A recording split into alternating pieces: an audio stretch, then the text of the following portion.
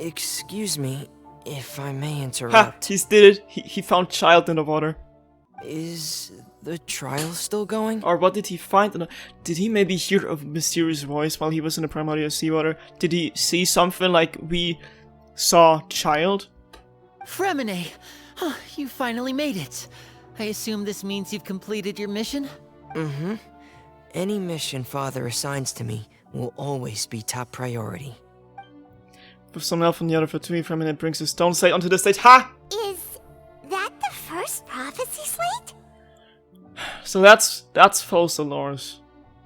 And that's a random guy. And that's some Oceanids. Okay.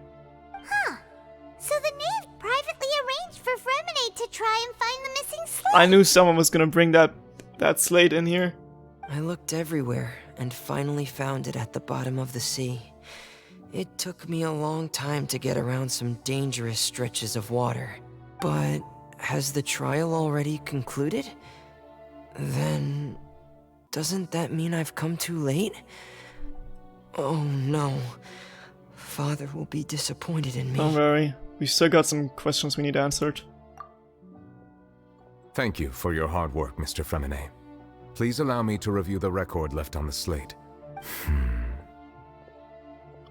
Can't really make sense of it, to be honest.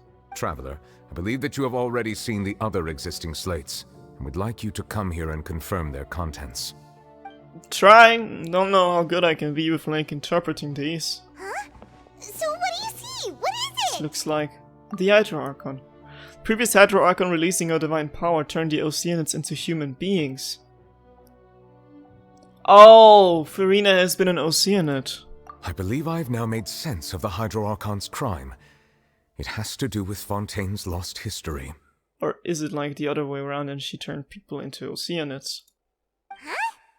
Isn't the Hydro Archon just guilty of deceiving her people? Oh, wait, no, that's Farina, and we've already proven that she's not the Hydro Archon. So when you say Hydro Archon, do you mean the real Hydro Archon we've been kinda talking about? Yeah. In truth, everything that you've encountered in Fontaine up until this point can be traced back to the contents of these stone slates.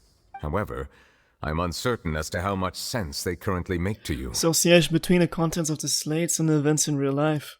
Okay, let's try to recall the contents of the other 3 stone slates. Paimon will do her best to help you remember. Expecting Danganronpa soundtrack to show up now. Okay, select to check the description on the stone slates to extract key information from them. You can find scenarios related to the stone slates contents and the incidents recorded in the interview notebook. There you can verify said content. As the verification process continues, the Fontaine water level in the menu interface will rise. When you have finished verifying all the stone slates, the truth behind the prophecy shall be revealed. Ho ho ho, let's go. Oh my god. The first stone slate describes what you just said. It seems to show the previous Hydro Archon using her divine power, and then the Oceanids turn into humans. Does that mean that Fontainians are transformed Oceanids? Oh, Paimon wasn't expecting that. But if Oceanids can turn into humans, then perhaps this process can be reversed as well. Exactly, because that's what we saw when Navia almost got, like, transformed. The second stone slate shows Celestia floating in the sky, and the Hydro Archon and her people worshipping it together. But the heavens still brought judgment down upon them. Because they did something that they are not supposed to do. Which means, like, bringing Oceanids back to life as humans. This must be the point when the Hydro Archon and the Fontainians were branded with their original sin. Does this mean that the original sin and the Hydro Archon sin are the same thing? I feel like Vasher probably would know some answers to this, because he probably also came across a theory like this. Because otherwise, why would he try to do the thing with the primordial seawater that he did?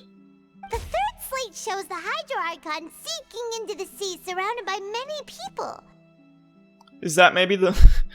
That's a stretch, but remember Rodea, the Oceanid in Liyue, one of the first bosses?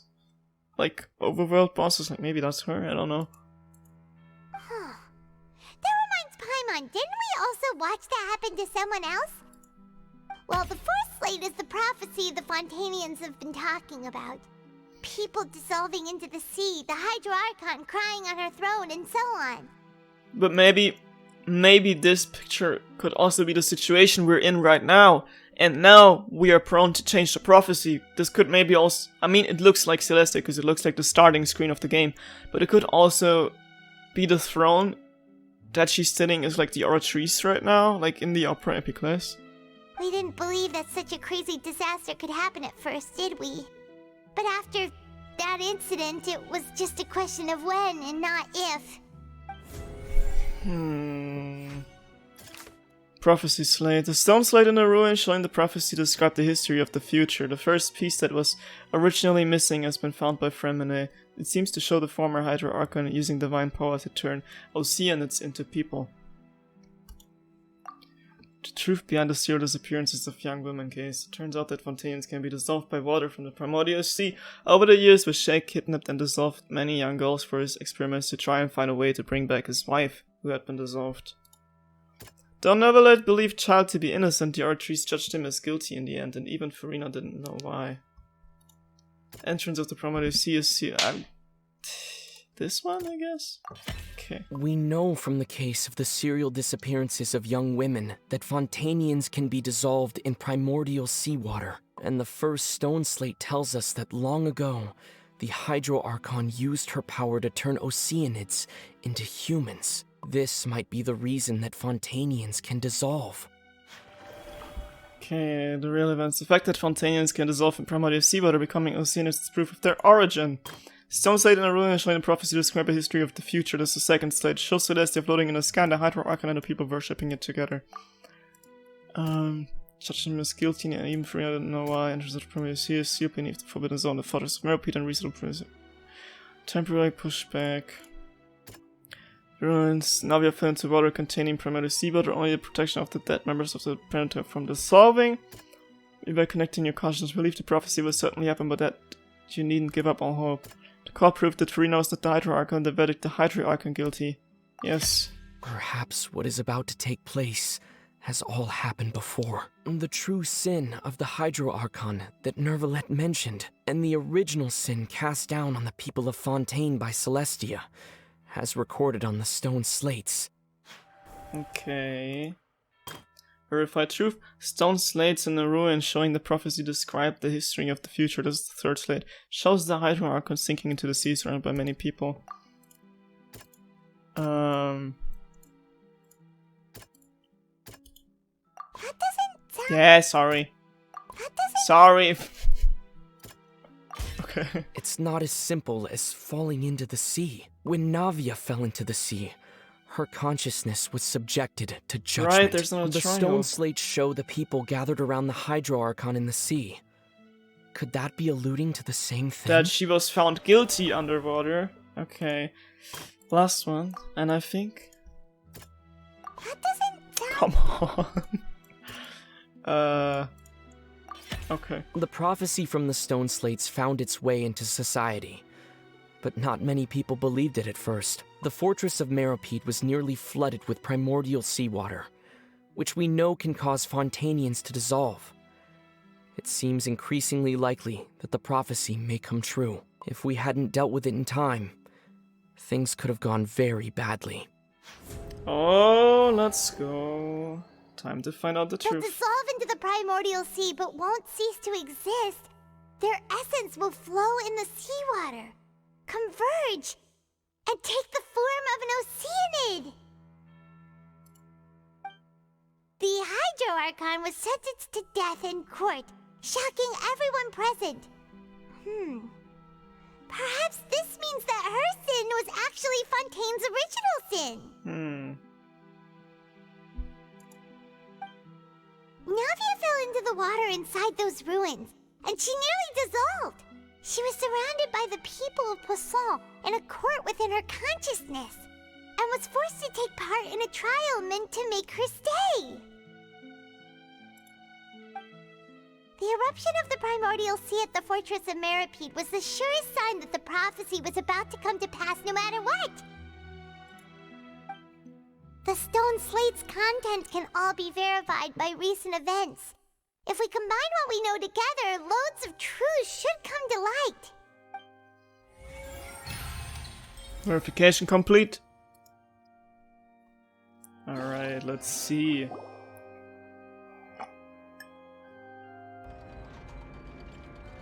Huh? Oh, Paimon gets it now! So that's how you can make sense of it. But then it feels like we're going to have to share some truly shocking revelations. Let's hear them. First slate reveals that Fontanians are not real humans. Incredible. Linny, did you hear that? We're not real humans. All Fontanians were originally created by the late previous Hydro Archon, with Oceanids as their basis. The evidence for that can be found in how only Fontanians could dissolve in primordial seawater, and how all the girls Vacher dissolved were also turned into Oceanids. Oh, and according to Navia, when she was about to get dissolved, she also saw everyone gathered around for a trial, all of them in the shape of Oceanids. Indeed. The second slate reveals that the crime of the Hydro Archon was the creation of Fontanians from Oceanids. Yeah, and it follows from the content of the first slate that she probably angered Celestia by creating humans without prior permission. That could also explain why the Oratrice judged the Hydro Archon to be guilty. It's to account for that ancient sin. The Hydro Archon's true sin was creating us?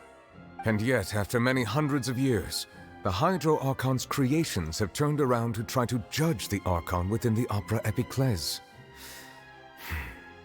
The twists of history are often the most unexpected of all. For the third slate, it's still convinced that it should come after the fourth slate. Yeah, isn't the image here just like when Navia fell into the sea? So wouldn't it be trying to show the image of the Hydro Archon also falling into the sea once the prophecy has been fulfilled in the fourth slate? The thing is, the Hydro Archon on the other slates look different. This is not the Hydro Archon, but this is Farina. Fourth slate depicts the fulfillment on the prophecy as it's already widely known. In the end, the people will all be dissolved into the waters, and only the Hydro Archon will remain weeping on her throne. Only then will the sins of the people of Fontaine be washed away. Did Paimon get all that right? I guess so. You've made some keen deductions. I must say, given how much you still don't know, it is impressive that you've already managed to connect so many pieces of the truth.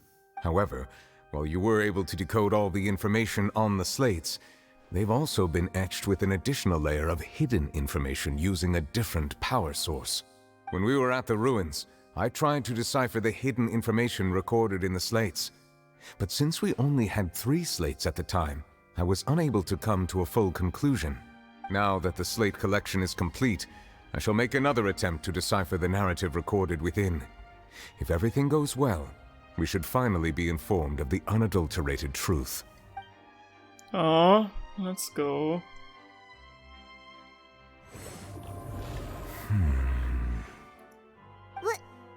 Well? Did you get it? I believe I should share this truth not only with you, but with all the people of Fontaine as well. I will try to briefly summarize it for you. Your hypotheses regarding the origin of Fontanians and the sin of the Hydro Archon were both correct. In the Fontaine of old, the previous Hydro Archon sensed the yearning of her Oceanid familiars for life on land.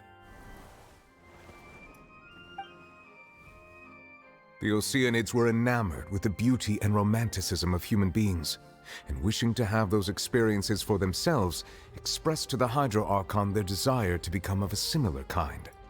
However, even though water as an element is intricately linked with the power of life, the Hydro Archon, as one of the 7, did not possess the authority to create a new form of human life. You know what that reminds me of? Last year, during the, Golden Apple Archipelago Summer Island event thing, before we unlocked Fontaine, remember when we were in this place together with, I don't know who else was there, I guess Klee, and Mona, or Lisa, or whoever, and that was like this city, which I guess took place in Sumeru, but the only people living there were these little hydro bubbles, which could have possibly been hinting towards the residents of Fontaine also being like Oceanids and stuff. Not one to give in, She eventually found a way to create permanent humanoid bodies for her familiars by appropriating the power of this planet's primordial sea. She poured primordial seawater into the Oceanids' blood vessels, creating humanoid mimics in the process. And also, we all know from that one boss fight that water has the ability to mimic any shape. So, yeah. But if Fontanians were to ever come into direct contact with water from the primordial sea, the power within their bodies would escape these artificial restraints and return to the sea. As a result, their forms would collapse, and they would be reverted to their original forms as Oceanids. Of course, the Hydro Archon never received permission from the heavenly principles to create a new human race. Because if you think back to that event I just talked about, there was also this blue-haired girl that we walked into back then, and at the end of the event she also got turned back into an Oceanid because that was her true form. So the answers have been in front of her face the whole time, we just didn't know, because we didn't know how to connect the dots. And thus, the Hydro Archon and all of her creations came to shoulder the original sin of appropriating the power of the primordial sea. That is the true history of how the people of Fontaine first came into being. So we were all Oceanids before we turned into human beings? That's way too much information for me. I think I'm just going to pretend that I never heard a single thing. But aren't, like, some of these people, like, real people if the prophecy, like, the thing of, like, turning Oceanids into humans took place 500 years ago? Then, like, obviously, some people were, like, originally Oceanids. But what happens if they get pregnant? Like, isn't that, like, supposed to be a real human then? Like, generational talking? Wait, but if that's the truth, we can't let the Hydro Archon be sentenced to death. After all, her only sin was creating us. This really might be too much information for your regular Fontanian, but it does answer a lot of our questions. Alas, your hypothesis regarding the third and fourth stone slates was inaccurate. The slates' respective positions are, in fact, correct. So they are in the right order? What is the third slate supposed to represent then? A key point of the visual on the third slate is how all the individuals depicted in the water are humans rather than Oceanids. But maybe she's not falling into the water, maybe she's, like, rising from the water. They have not been dissolved, which implies that the water depicted in this slate is not water from the primordial sea.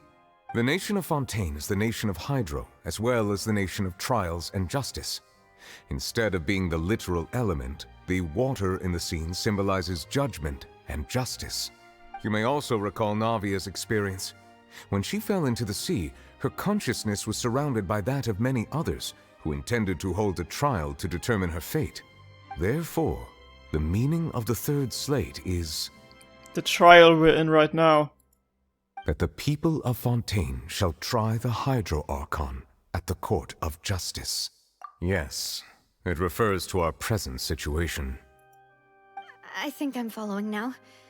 So, what you're saying is, even though we decided to put on this trial to avoid fulfilling the prophecy... Now it's up to us. And I feel like what the mysterious voice that we met when we were drinking tea said to us with, like, don't worry, you can still change things, is that we can change fate now because we have found out about the missing stone slate.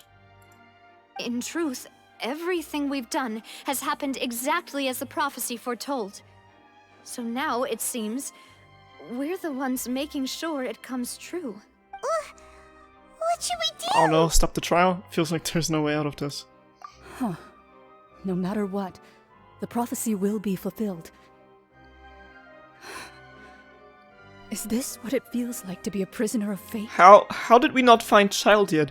Because he can't be dissolved in the primordial seawater, because he's not from Fontaine. And maybe he's, like, immune to something else because he fell into the abyss when he was a kid, but I still feel like he and Alicino are gonna give us some answers as well. If that's the case, does that mean the scene in the fourth slate will also be fulfilled soon? Traveler, I would like to point out another small fallacy in your deductions. About the fourth slate, you probably thought that the eruption of primordial seawater beneath the fortress of Meripede served as the surest sign that the prophecy was about to come to pass, yes? However, I believe that rather than being a sure sign, that eruption could in fact only be a small warning of something far worse to come. As for the root cause of the catastrophe, I believe you've already encountered it once before. Child, the whale. Cutscene. Oh, here we go again. Oh, man. This eruption was just a small warning of the things to come. We must find the root cause of the disaster. Okay. I'm gonna try to make a small cut here, because I fear this game is not letting me out of this. And then we're gonna see if I'm gonna cut this together and like split the episode I've just been recording, or if I cut together something else, because I can't go out of the game now. I don't know what happens, and I don't accidentally want to skip the Archon quest or something, but I need to make a cut here. Alright, so I'm back after a slight cut, which I really needed to pause, because the game won't let me pause, but we're back in the Archon quest now. Just, what is the true source of the catastrophe? The secret of the fortress of Meropide has been protecting in the entrance to the primordial sea. The Nivelet has sealed it once more, just how long will it last? Dude, I have no idea. Maybe this? It was both dream and reality. And we're done. Okay. If we're talking about a true culprit, that could only be that thing inside the primordial sea, right? Is that the previous Hydra Archon, maybe? Like, did she get turned into a whale? The truth, the original sin, the trial, and the root cause of the disaster. Give it to me. Let's unravel the truth once again. Cutscene? Oh no! Oh no, it's happening! We angered the prophecy.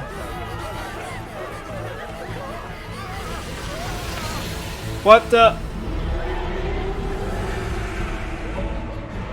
Oh my god, how is that even possible?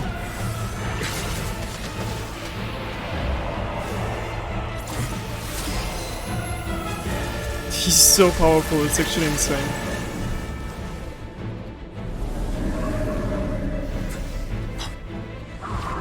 But can he do it alone?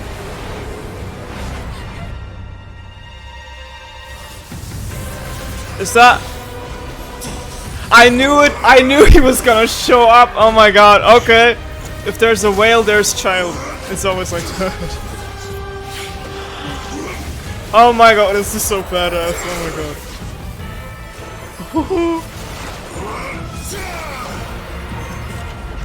This is insane. Yo. And that's it? No. This doesn't seem right. It can't be that easy. So he got swallowed by the whale?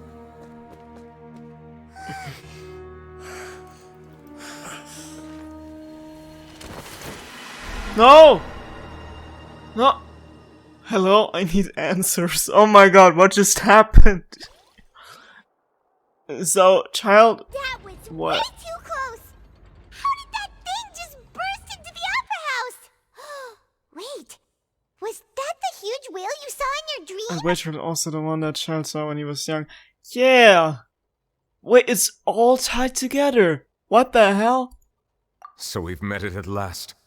I understand very well why it has chosen to make an appearance here. Dude, I'm so confused. And where have they gone to now? Was that the abyss? It wasn't just the primordial seawater, right? That whale does not belong to Tevat. It is a monster that has traversed the stars, weeping all the while. It has been greedily consuming the energy from the planet's primordial sea, using it to grow. That is the main cause for the rising sea levels. And once it has finished consuming all of the energy contained within the sea, its next step will be... to wipe out Fontaine. You said that when the Hydro Archon first created Fontanians out of Oceanids, she filled their blood vessels with primordial seawater. Precisely. That whale finds the blood of Fontanians nigh impossible to resist. Therefore, when it left the primordial sea, it decided to make its next stop a packed opera house full of food. Food in the form of Fontanians. We just barely managed to push it back, right? In that case, won't it come back to target the people again once it's managed to recover its strength? That is correct. Indeed, it is more accurate to say that we should thank that Harbinger for buying us some time. Without him, the whale would have likely come onto land far sooner. Oh my god. From the way he looked, he must have been fighting the creature for quite a long time. Poor guy, what the hell? That battle maniac. We've always known that he had a special connection with that whale, but we definitely didn't expect it to help us out like this. Yeah. Anyway, now that we know that this whale is the actual cause of the disaster recorded in the prophecy, all we need to do to stop the prophecy would be to find a way to beat it up, right? So this is what the boss fight is gonna look like? Oh my god, what? It is too late. Yeah, because how are we gonna fix whatever this thing is? It had already absorbed too much of the primordial sea's energy before we could notice it. At this point, it has become practically integrated with the sea itself. What are we gonna do about this thing here? Even if the entirety of Tevat were to be destroyed, it could still survive and swim off towards some other world. That's not something I will accept. We've already done everything we can, and we even found the true culprit. We've come so far. You can't just tell me that the last hurdle is some impossible foe. That's just not fair. Indeed. That's not how a grand performance should end. And where's Farina? What's she got to say up to this? I'll fight it to the end. No matter what. So the prophecy will be fulfilled no matter what, huh? No, remember what the mysterious mage told us? We can still flip this around if we remember her words. The prophecy. Yes, what has been prophesied will be fulfilled. You may view such things as the history of the future. After everything, it still turned out like this. We couldn't fight against fate. Wait, but if this is all about fate, we can change it. Just as prophecies are usually only the future as seen from the perspectives of the gods, could things be happening in hidden corners where the gods' gaze does not fall? Ultimately, fate shall serve as your only guide, no matter what will happen in Tevat's future. All you need to do is to play your part. Like Farina has been playing her part. What does all this mean? How can we operate without the gods? Could it be that even if the prophecy will be fulfilled, there will still be a way to save everyone? Did I miss something? This is so confusing. Wait, I forgot about Farina. What was it that she wanted to say to me at that last moment in a giant magic box? That's the thing, like, does she still know something? And, like, is it helpful to us? Because why didn't she tell us? Now everyone else is gone, she can just talk to me again. But we hurt her trust, so I don't know. What is her real secret? Oh. No. Oh god. What? What's happening with the Oh oratory? my god, what is going on? I believe it is preparing to carry out the death sentence. No! And where is she even? And why can't it do it on its own? This looks just like a picture from a prophecy. Do something!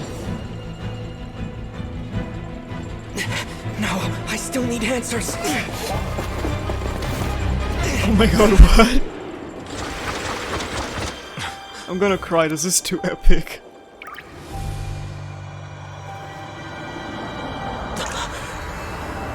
Huh.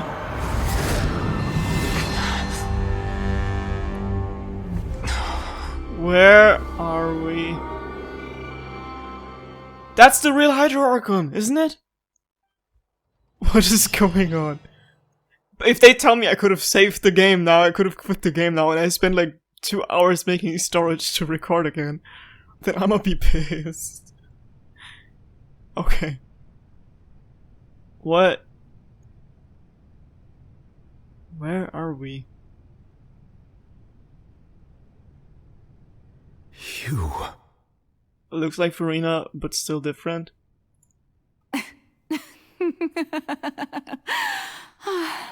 The voice does not sound like her though, but the eye is the same. Sorry. That shocked expression on your face is just too amusing. I couldn't help myself. But she acts like Farina. You are not Farina. Who are you? FOCALORS? Ah, Yeah. the sweet sound of bewilderment. Marvelous. A sure sign that my attempt to deceive everyone was a resounding success. But to answer your question, I am FOCALOR. You know, the god. But where is she? What happened to her? FOCALOR, why did you deceive us? Is she the Oratrice? Is that how the Oratrice has been judging? Because the god is actually inside the Oratrice? Oh, that wasn't my goal, of course. Goodness, no. But I had to fool everyone else too, if I was to stand any chance of deceiving the heavenly principles. Deceiving the heavenly principles? Wait, because she saw the prophecy, and she's been trying to act in the corners where the gods do not gaze, so she could prevent the prophecy from happening. And that's why she tricked the gods by pretending that Furina is actually the Archon, while she's been operating in the dark. But like, who actually is Furina? Because they obviously look the same. Did she just like create a different version of herself, or is she like her sister or anything? Gonna find out. It's all because of that pernicious prophecy. Dreadful, wasn't it? Everyone doomed to dissolve. Fontaine condemned to be flooded. One was not amused. In fact, one was positively bemused when that problem was thrust upon me by my dearest predecessor. That's the former Hydro Archon Egeria, for the uninitiated. It hardly gets more disastrous than a preordained national catastrophe, now does it? She knew full well that the prophecy would surely come to pass. And as one of the seven, she also knew full well that one defies the heavenly principles at one's peril. It's so weird to like see one of the Archons in their god form. Like we know, for example, what Barbados looked like in his god skin. We knew what Zhongli looked like, but we've never like seen them in game, like as an actual model. So this is quite interesting to me, and she looks so pretty. I love her outfit. So yes, as you have no doubt surmised, it was a rather impossible situation that I found myself in. I've never seen cosplays of this one. I spent a terribly long time mulling it over, alone on the ocean floor. And I was almost growing barnacles by the time I finally realized there was only one possible solution to this confounding conundrum. I had to outwit the heavenly principles, allow the prophecy to be fulfilled, ostensibly at least, while saving everyone at the same time. I'm a genius, I know. I can only assume that's why Egeria chose me as her successor. Although, looking back now, it was hardly the inheritance one dreams of. Between the task of saving the nation, the quotidian duties of the Hydro Archon, and not to mention the original sin of creating a new race of humans, I dare say she left me quite a colossal mess to clean up. But one can only play the hand one is dealt. I did not choose this, any more than I chose to be one of her Oceanid familiars. So you were also once one of the Oceanids, transformed into a human by Egeria's hand. Yes, I was. I always dreamed of becoming human. And I still do, even now. In my eyes, to be human is to be part of the greatest opera ever known. What I'm asking now is, the last scene we saw in our real world was the traveler reaching out the hand after touching Furina's teardrop. But why, like, where are we? Where are the other people right now? Why is it only Neuvillette and her? After becoming a god, I separated my divinity from my body and spirit, leaving behind only a self that was as naive and bewildered as my past self on her first day as a human being. The me you see before you now is that divinity. And the human counterpart I left behind, I named Furina. She could feel joy, sorrow, and everything in between. She could be as vain and conceited, or as meek and vulnerable as she wished. Her strengths were of a kind only a human could possess, as were her shortcomings. But in my eyes, Furina's humanity was what made her perfect. She was perfectly human in every way. The person I always wanted to be. Anyway, so then I cursed her. All part of the plan, of course. The plan to deceive the heavenly principles. Do you still remember the final scene of the prophecy? The Hydra Archon, alone, weeping on her throne. In order that the prophecy might appear fulfilled, I invited Furina to be an actress, to play the part of the Hydro Archon in the prophecy. Under the curse I placed on her, so long as I, FOCALORS' divinity, continued to exist, she could not die. But nor was she free to live her life in the pursuit of happiness. Instead, she was forced to take the stage in the opera house, to embrace the role of leading lady, to forever play the part of the god from the prophecy, all to create a deceitful appearance of that prophecy coming to pass. I suppose now you probably understand why your court is called the Opera Epiclese. But Furina is only human, isn't she?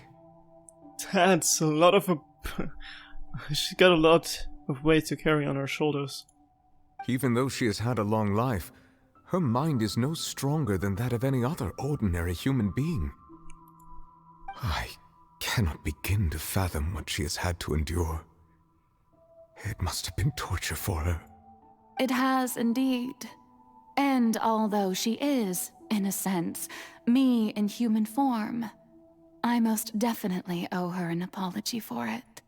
It's been 500 years. That's actually very insane. And all along, she's been playing her part in the most unimaginably long, unbearably lonely, and agonizingly painful opera of all time.